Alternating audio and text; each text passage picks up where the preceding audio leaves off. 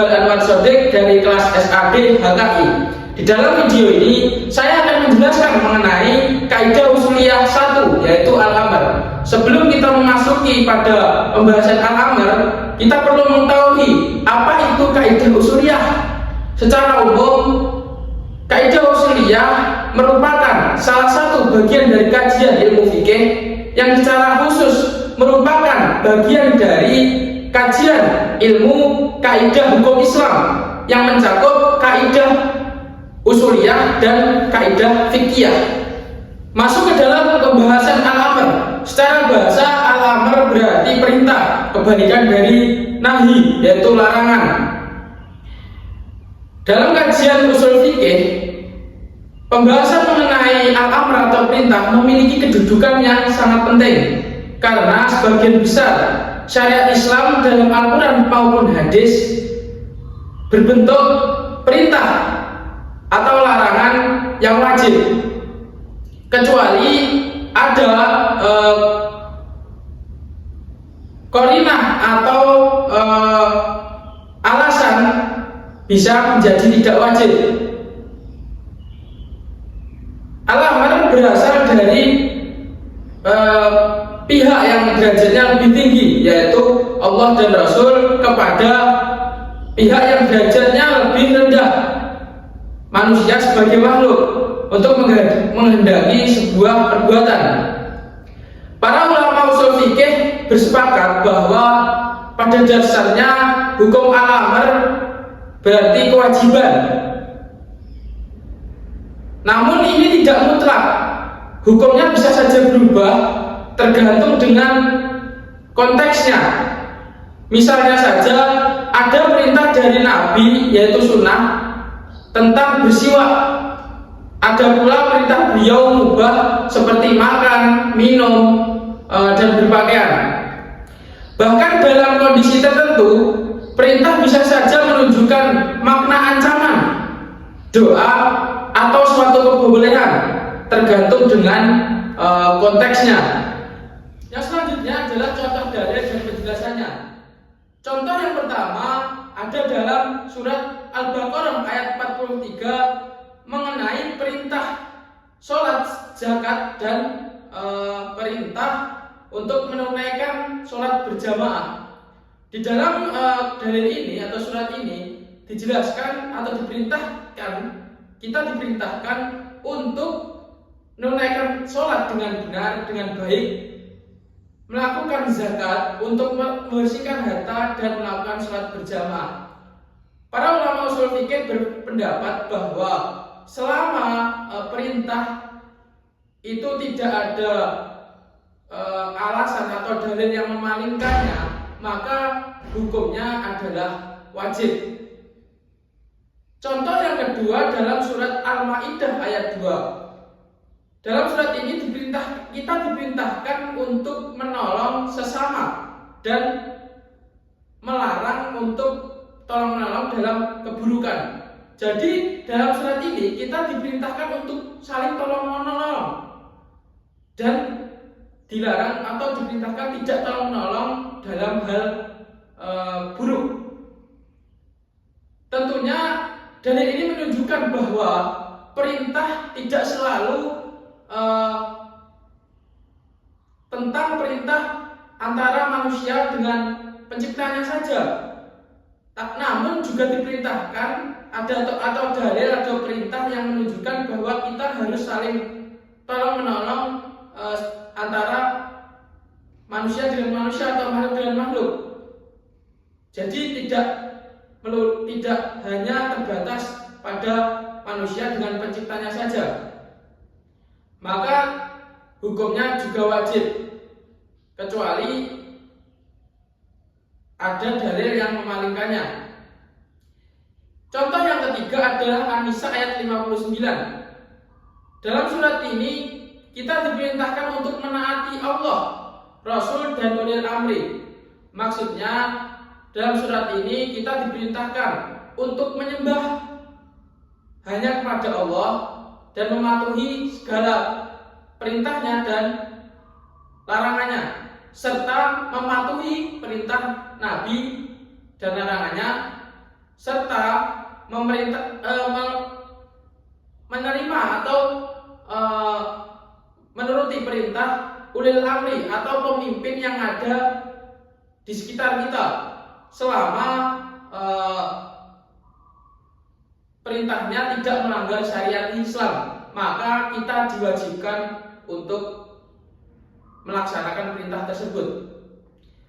Dari kesimpulan ketiga dalil ini dapat disimpulkan bahwa perintah tidak hanya antara manusia dengan penciptanya saja, namun bisa saja dengan Rasul, ulil amri, dan juga sesama manusia, yaitu tolong menolong tadi. Maka jika perintahnya atau dari ulil amri atau yang lain itu tidak melanggar syariat Islam, maka kita diwajibkan atau dianjurkan untuk mentaati. Dan yang selanjutnya adalah mengenai kaidah-kaidah al-amr. Kaidah yang pertama adalah al-amr menunjukkan arti wajib selama tidak ada qarinah. Ulama jumhur berpendapat bahwa selama al-amr atau perintah itu tidak ada petunjuk atau indikasi yang menunjukkan suatu kekhususan ya, maka dapat dimaknai atau berfaedah wajib. Contohnya pada surat An-Nisa ayat 77 tentang dirikanlah sholat dan zakat. Dalam surat ini kita diperintahkan untuk mendirikan sholat dan juga zakat. Selama tidak ada dalil yang dimana itu bisa memalingkan dalil tadi, yaitu dalam surat An-Nisa 77 mengenai kita diperintahkan sholat dan zakat, maka hukumnya wajib. Dan kaidah yang kedua adalah perintah terhadap sesuatu berarti larangan atau sebaliknya. Maksudnya tidak mungkin melaksanakan suatu perintah dengan sempurna kecuali kita meninggalkan lawannya. Contohnya pada surat An-Nisa ayat 36 tentang perintah menyembah Allah. Dalam surat ini kita diperintahkan menyembah Allah.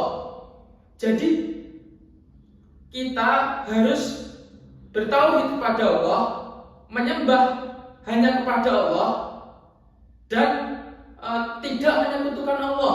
Jadi kita tadi kan yang namanya menyempurnakan dengan menyembah hanya kepada Allah dan meninggalkan lawannya. Meninggalkan lawannya itu tadi yaitu tidak menyekutukan Allah itu. Itu adalah contoh dari kaidah yang kedua. Contoh yang ketiga, perintah menyegerakan sesuatu dilaksanakan kecuali ada qarinah. Maksudnya di sini adalah kita diperintahkan untuk menyegerakan sesuatu yang datang dari lafaz syar'i. Kita jadi diperintahkan untuk menyegerakan hal tersebut kecuali ada qarinah atau konteks tertentu, alasan yang membuat kita tidak harus menyegerakannya. Contohnya pada surat Al-Baqarah ayat 148. Di situ kita diperintahkan untuk berlomba-lomba dalam kebaikan. Dalam surat ini tentunya bisa kita lihat bahwa kita diperintahkan untuk menyegerakan dalam berlomba-lomba kebaikan. Jadi ketika ada kesempatan atau kita ada kesempatan untuk melakukan kebaikan, maka bersegeralah. Itu adalah contoh dari kaidah yang ketiga. Kaidah yang keempat ialah perintah untuk tidak menghendaki kesegeraan.